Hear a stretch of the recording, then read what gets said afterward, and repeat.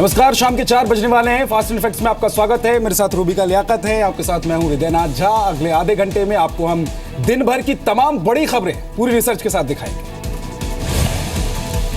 PM Modi ने आज अखिलेश सरकार पर मंत्री गायत्री प्रजापति का नाम लेकर हमला बोला। पीएम ने कहा सुप्रीम कोर्ट के दखल के बाद गायत्री पर एफआईआर दर्ज हो पाई है। प्रधानमंत्री मोदी ने फतेहपुर में रैली की। पीएम मोदी ने यूपी की कानून व्यवस्था को लेकर अखिलेश सरकार पर बड़ा हमला बोला। भाइयों, कौन सा काम किया आपने अखिलेश जी कि आपके गायत्री प्रजापति ने कौन सा काम किया? आपके एमएलए के नाम आ रहे हैं, बलात्कार, उसके बाद हत्या। ये काम कौन से काम है? जरा उत्तर प्रदेश की जनता को गिनाओ तो। पहले मैंने कहा कि उत्तर प्रदेश में थाना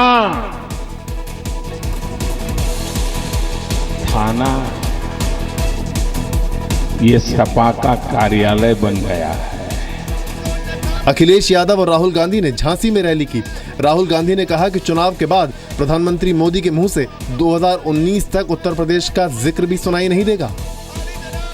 जब से अखिलेश जी और मेरी दोस्ती हुई है, मोदी जी का मूड बदल गया है। जब दो युवा नेता आए हैं साथ, तो हम आपको विश्वास दिलाते हैं आपकी नौकरी और रोजगार का इंतजाम भी समाजवादी लोग करेंगे। पीएम मोदी कल यूपी में 2 रैलियां करेंगे। फूलपुर और औरैया में पीएम की रैली होगी। औरैया यूपी चुनाव के तीसरे चरण में 12 जिलों की 69 सीटों पर वोटिंग जारी।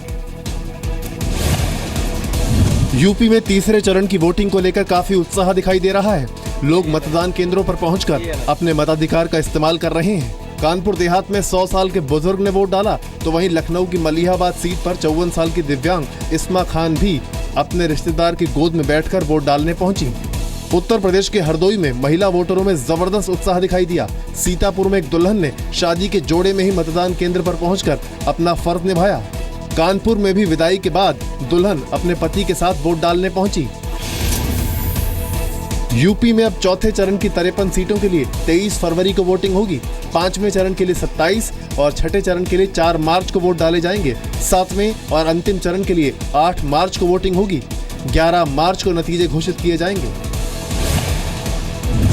और अगर आपने अभी तक वोट नहीं डाला है तो आप मतदान केंद्र पर जाइए और अपने मताधिकार का इस्तेमाल कीजिए, ताकि वो नेता आप चुन सकें जिसे आप देखना चाहते हैं अपने नेता के तौर पर विधानसभा। यूपी विधानसभा चुनाव के तीसरे फेज में सीएम अखिलेश यादव, बीएसपी अध्यक्ष मायावती और केंद्रीय गृह मंत्री राजनाथ सिंह जैसे दिग्गजों ने वोट डाले। यूपी के तीसरे चरण के मतदान में हाई प्रोफाइल नेताओं ने अपने अपने वोट डाले। इटावा के सैफई में यूपी के मुख्यमंत्री अखिलेश यादव और समाजवादी पार्टी के संरक्षक मुलायम सिंह यादव और समाजवादी पार्टी महासचिव राम गोपाल यादव ने वोट डाला। जबकि राजधानी लखनऊ में केंद्रीय गृह मंत्री राजनाथ सिंह, उनके बेटे पंकज सिंह, केंद्रीय मंत्री उमा भारती और केंद्रीय मंत्री कलराज मिश्र ने वोट डाला। बीएसपी अध्यक्ष मायावती ने भी लखनऊ में अपने मताधिकार का प्रयोग किया।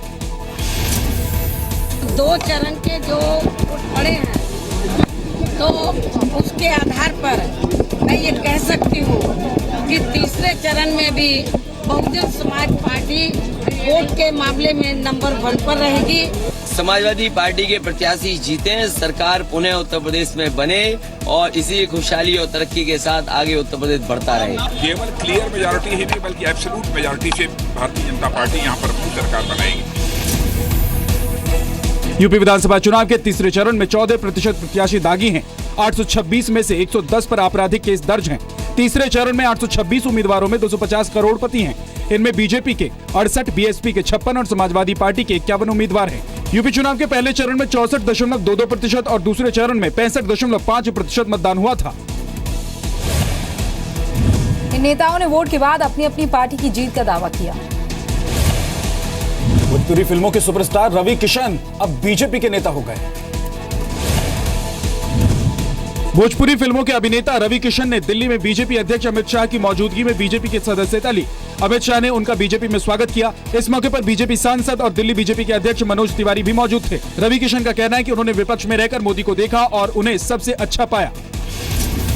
मुझे ये पता चला, अपोजिशन साइड से पता चला, मुझे लगा कि Modi ji is the best. मैं देश की तरक्की के साथ जुड़ा हूँ, मैं ऐसे इंसान के साथ, ऐसे प्राइम मिनिस्टर के साथ, ऐसी पार्टी के साथ जो विश्व प्रख्यात पार्टी है उसके साथ जुड़ा हूँ। ये व्यक्ति सेल्फ मेड है, खुद खड़ा है, कि इसका दिल सामान्य लोगों के लिए धड़कता है। और अभी इनकी ड्यूटी में हम लगाएंगे, उत्तर प्रदेश में घूमेंगे और इस उत्तर प्रदेश को बचाना है और उसके लिए बीजेपी का प्रचार करेंगे। रवि किशन जाने माने अभिनेता हैं। भोजपुरी फिल्मों के अलावा उन्होंने कई भाषाओं की फिल्मों में काम किया है। रवि किशन फिल्मों के अलावा बिग बॉस और झलक दिखला जा जैसे मशहूर रियलिटी शो में भी हिस्सा ले चुके हैं। रवि किशन 2014 में कांग्रेस पार्टी के टिकट पर यूपी के जौनपुर से लोकसभा चुनाव लड़ चुके हैं। यूपी विधानसभा चुनाव के बीच रवि किशन का बीजेपी में शामिल होना दिलचस्प है, क्योंकि पूर्वी उत्तर प्रदेश के वोटर्स पर उनका प्रभाव पड़ सकता है। उधर जाट आंदोलन के चलते पूरे हरियाणा में सुरक्षा के इंतजाम बहुत टाइट कर दिए गए हैं। हरियाणा में पिछले साल जाट आंदोलन में मारे गए लोगों को याद करने के लिए जाट समुदाय ने आज बलिदान दिवस मनाया। प्रशासन ने एहतियातन रोहतक, हिसार और सोनीपत जैसे संवेदनशील जिलों में सुरक्षा कड़ी कर दी। देख सकते हैं मेरे पीछे जिस तरीके से पैरामिलिट्री फोर्सेज यहाँ पर तैनात है, साथ ही हरियाणा पुलिस के जवान यहाँ पर तैनात हैं और प्रशासन ने एहतियात के तौर पर इंटरनेट सेवाएं यहाँ पर बंद कर दी गई है। प्रशासन ने पानीपत रोहतक हाईवे बंद कर दिया, जिसके चलते कई यात्री बस अड्डों पर ही फंस गए। रोहतक में SMS और इंटरनेट सेवाओं पर भी रोक लगा दी गई है। हरियाणा में जाट आरक्षण के लिए 29 जनवरी 2017 से धरने पर बैठे हैं। फरवरी 2016 में जाट आंदोलन के दौरान भड़की हिंसा में करीब 30 लोग मारे गए थे। उस दौरान रोहतक, सोनीपत और झज्जर में आगजनी और हिंसा की कई बड़ी वारदातें हुई थी। प्रशासन ने लोगों से शांति बनाए रखने की अपील की है। हत्या जैसे गंभीर मामलों के आरोपी आरजेडी नेता शहाबुद्दीन को पटना से दिल्ली लाया गया है। सुप्रीम कोर्ट के आदेश पर शहाबुद्दीन को तिहाड़ जेल भेज दिया गया है। आरजेडी के पूर्व सांसद शहाबुद्दीन के नई दिल्ली रेलवे स्टेशन पर पहुंचते ही उनके समर्थकों ने स्टेशन पर नारेबाजी और हंगामा करना शुरू कर दिया।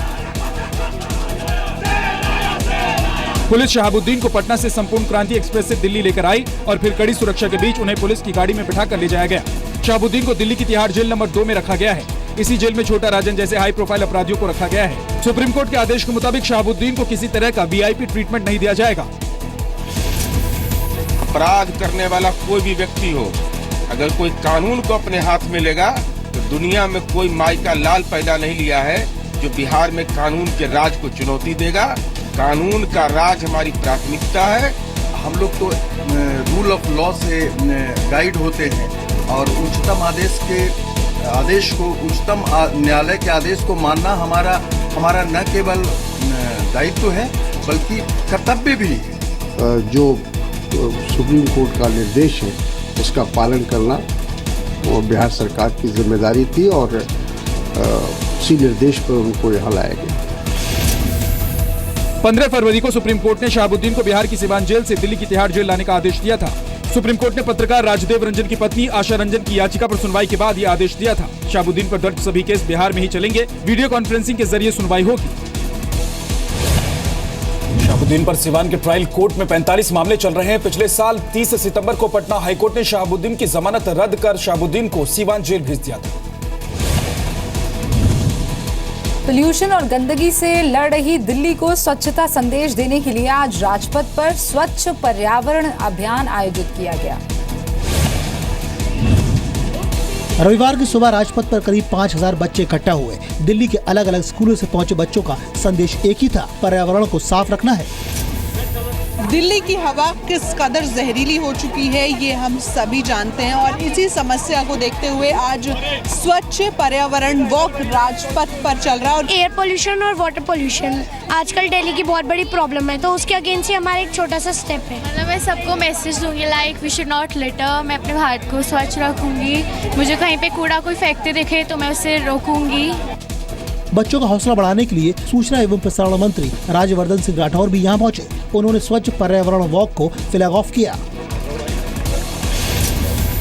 तो मैं पिछले 10 सालों से ये इस टाइप के प्रोविजंस कर रहा हूँ, इस टाइप की एक्टिविटीज़ कर रहा हूँ। जल है तो कल है या इस टाइप का एनवायरनमेंट को लेके, और ये बच्चों को लेके ही हम लोग कर रहे हैं इसके अंदर।